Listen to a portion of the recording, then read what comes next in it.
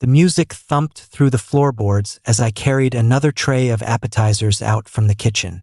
Everyone was laughing, glasses clinking, fairy lights I'd strung across the ceiling earlier that afternoon casting soft golden pools over the living room. I'd spent 3 straight days preparing for this, Emma's 32nd birthday party. She'd been dropping hints for weeks about wanting something elegant but fun, so I rented high-top tables, hired a jazz trio for the first couple hours, and even tracked down the exact bottle of Pinot Noir she'd mentioned loving on our trip to Oregon 2 summers ago. I set the tray down beside the charcuterie board and caught her eye across the room. She was radiant in the emerald dress I'd surprised her with last week, head thrown back mid-laugh while talking to her college roommate, Claire. When our gazes met, she gave me that small, private smile, the one that still made my chest tighten after 4 years, and mouthed, "Thank you."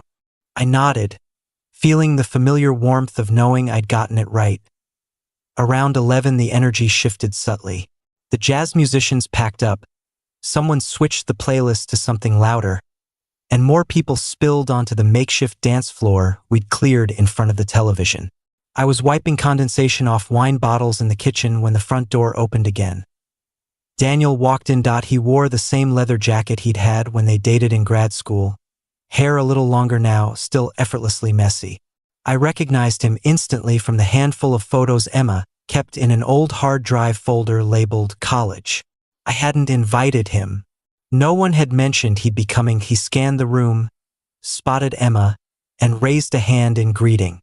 She froze for half a second, barely noticeable unless you knew her the way I did, then broke into a wide smile and crossed the room to hug him. I watched from the doorway, dish towel still in my hand. "Hey, stranger," she said, voice bright enough to carry. "You actually made it. Wouldn't miss it?" Daniel replied, holding the hug a beat longer than necessary before stepping back and looking around. "Place looks amazing. You two went all out." I walked over then, extending my hand. "Daniel, right? I'm Ethan." He shook it firmly, smile easy. "Good to finally meet the guy who locked Emma down." The words landed oddly, but I let it slide. "Glad you could come. Can I get you a drink?" "I'm good for now, thanks." His attention drifted back to Emma. "Mind if I steal the birthday girl for a quick catch-up?" She glanced at me, then back at him. "Sure.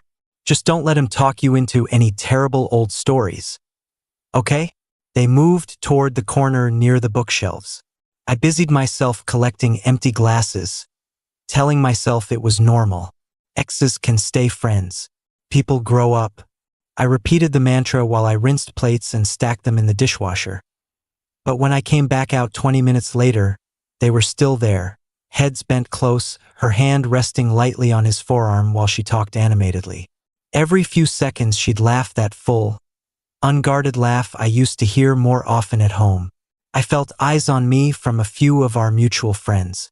No one said anything, but the glances were enough that I approached casually, sliding an arm around Emma's waist.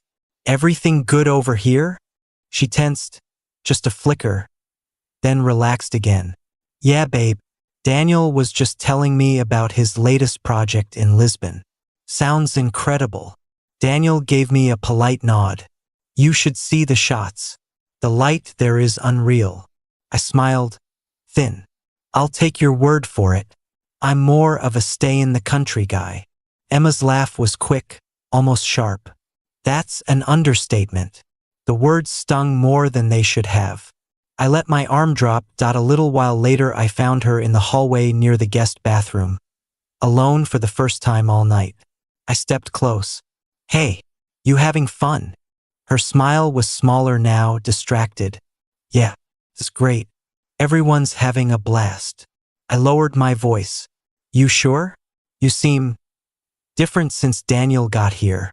She sighed, crossing her arms. "Ethan, don't start. He's just an old friend.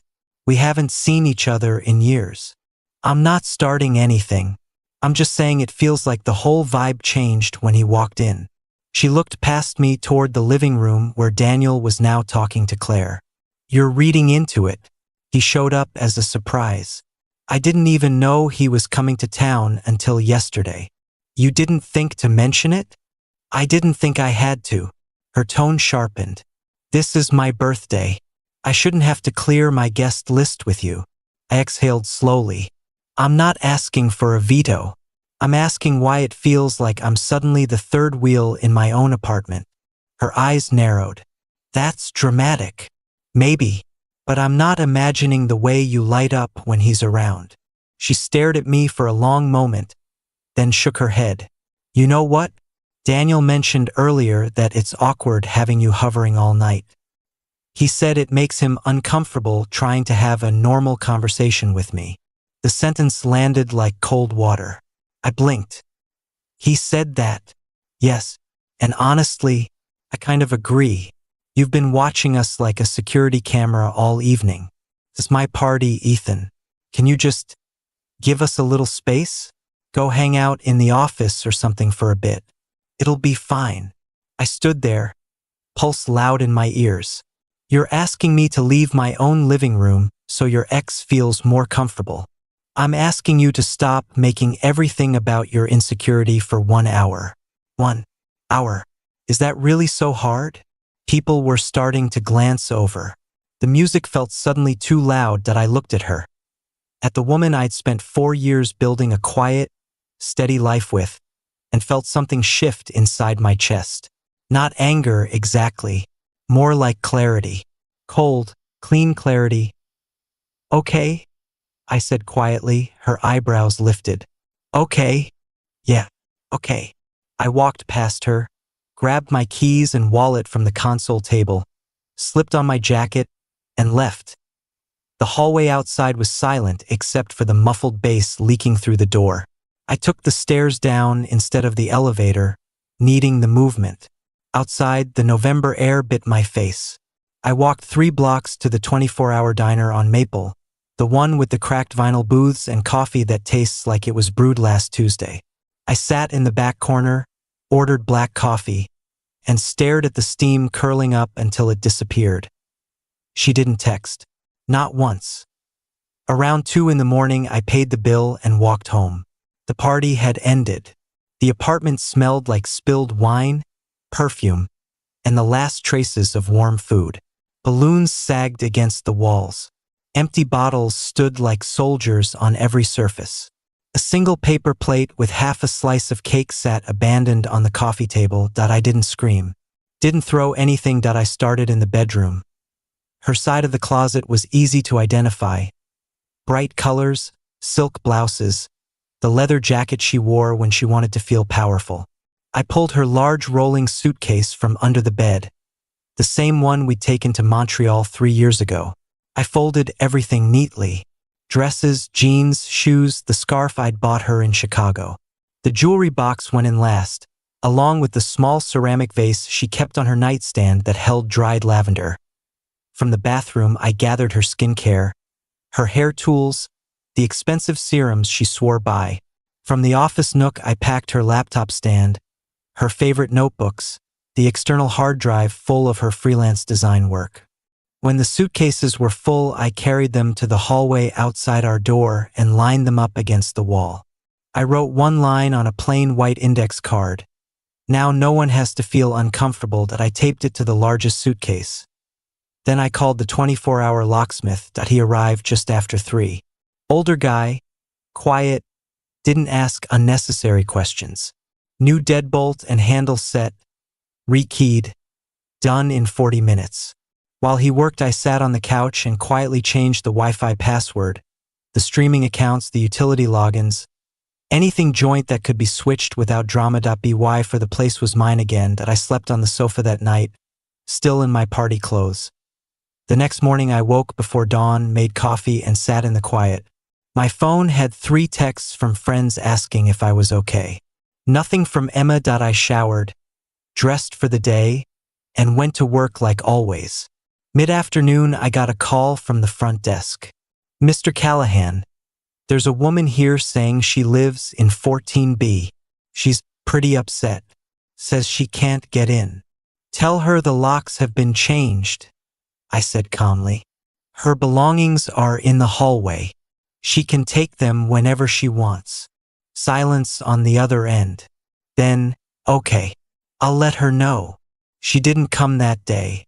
Or the next. On the third day, she showed up at my office building. Security called me down. She stood in the lobby wearing yesterday's clothes, hair pulled back messily, eyes red. "Ethan," she said when I reached her, "this is insane. You can't just lock me out of my home. It's not your home anymore. We live together. We have a life. You don't get to decide. You decided," I said, voice low but steady. "The night of your party. You told me to leave so your ex could be comfortable. I did. Now I'm comfortable." Her mouth opened, closed. "I was drinking. It was a stupid moment. I didn't mean." "You meant every word. And you didn't call or text once after I left. That told me everything I needed to know." She took a step closer. "Daniel and it was just nostalgia. He's gone now. It was a mistake." I looked at her, really looked, and felt only calm distance. "Then you should have no trouble moving on." I turned and walked back toward the elevators. She called after me, voice cracking. "Ethan, please." I didn't stop. The weeks that followed were quiet in a way I hadn't experienced in years. I rearranged the apartment, moved the couch, bought new pillows, donated the throw blanket we'd argued over at the store. I started running in the mornings before work. I ate dinner alone at the table and didn't feel lonely, just separate. She tried a few more times. Voicemails that grew increasingly desperate. A long email explaining how stressed she'd been, how Daniel had manipulated the situation, how she now realized what she'd almost thrown away. I read the first paragraph, then deleted it unread. Mutual friends tried to mediate. "She's really torn up, man. Maybe hear her out."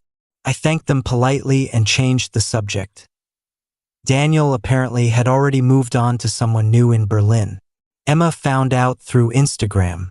The photos were public. She spiraled, missed deadlines, lost 2 major clients. Last I heard through a friend of a friend, she'd moved back in with her parents an hour outside the city. The freelance career she'd spent years building had collapsed under the weight of everything else that I didn't celebrate. I didn't keep tabs. I just kept moving forward. 6 months later, I was at a gallery opening downtown, work obligation mostly. I ran into a woman named Mara who'd done the lighting design for the space. She was funny, dry, unflinching. We talked for 20 minutes about terrible gallery wine and pretentious artist statements.